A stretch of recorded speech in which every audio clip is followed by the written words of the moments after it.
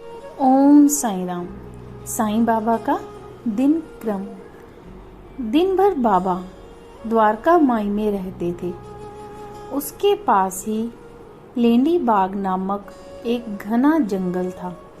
वहां जाकर बाबा योग साधना करते थे। बहुत से लोग वहां जाकर उन्हें दक्षिणा देते थे। प्राप्त हुई सारी दक्षिणा बाबा गरीबों को बांट देते थे। हर दिन बाबा करीब 500 रुपए बांटते थे। वहां दर्शन के लिए आए हुए लोगों को बाबा कहानी सुनाया करते थे और उस कहानी के द्वारा उन्हें उपदेश भी दिया करते थे। वहां आने वाले हर एक आदमी के मन में कौन सी बात है, इसका पूरा ज्ञान बाबा को पहले हो जाता था और तदनुसार वे उन्हें कहते थे।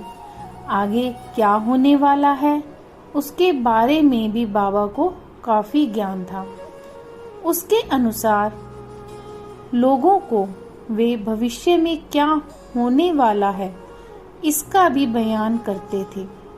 बाबा की शिक्षा कहाँ और कहाँ तक हुई इसका पता नहीं, लेकिन वेद और उपनिषद की कथाएं वे जिस तरह कहा करते थे, ठीक ठीक उसी कौशल्य से कुरान की कथाएं कहा करते थे।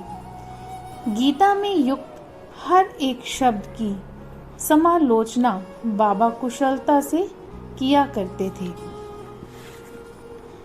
शिरडी में बाबा की पूजा के लिए अच्छे सुगंधित फूल नहीं थे, इसलिए जंगली फूलों से ही उनकी पूजा की जाती थी। श्री काका साहिब पुरंदरे नामक बाबा के एक भक्त बंबई से सुगंधित वाले पुष्पों के पौधे शिरडी में सर्वप्रथम लाए, लेकिन इस तरह पेड़ पौधे लगाकर खाली शोभा बढ़ाना बाबा को पसंद नहीं था। वे सच्ची भक्ति की चहक महक शिरडी में चाहते थे, इसलिए पौधे लगाने के कार्य को बाबा ने इनकार कर दिया। पौधे लगाने के काम को वे इजाजत नहीं देते थे।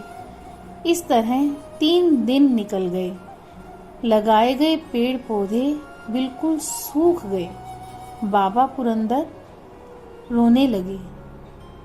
उनकी यह अवस्था देखकर बाबा में दया आ गई और केवल काका जी की समाधान के लिए बाबा ने पौधे लगाने के लिए फिर इजाजत दे दी।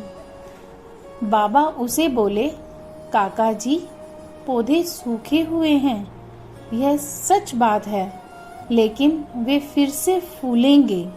जाओ अभी ही लगा दो। 4 दिनों के बाद फिर से पौधे लगाए गए और वे लगे भी। फिलहाल शिरडी में जो कुछ फूलों के पौधे दिखाई देते हैं उनका आरंभ इस प्रकार बाबा की कृपा से हुआ है। द्वारका माई से लेंडी बाग की ओर जाते समय बीच में एक नीम का पेड़ है। उसके नीचे एक गुप्त मार्ग है। उसमें एक समाधि भी है। बाबा ने ही यह जगह दिखाई और वे बोले कि यह मेरे गुरु की समाधि है। मैंने यहाँ बैठकर 12 साल तक तपस्या की है। बाबा हर रोज लेंडी बाग जाते समय बड़े आदर से इस स्थान को वंदन किया करते थे। आज इस जगह को गुरु स्थान नाम से संबोधित किया जाता है।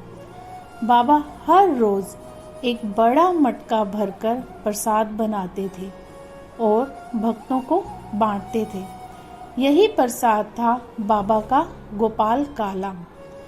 इस प्रसाद के लिए जो आवश्यक चीजें लगती थी बाबा स्वयं दुकान में जाकर ठीक भाव से खरीदते थे। बाबा व्यवहार में कितने कुशल थे, इसके संबंध में एक घटना है।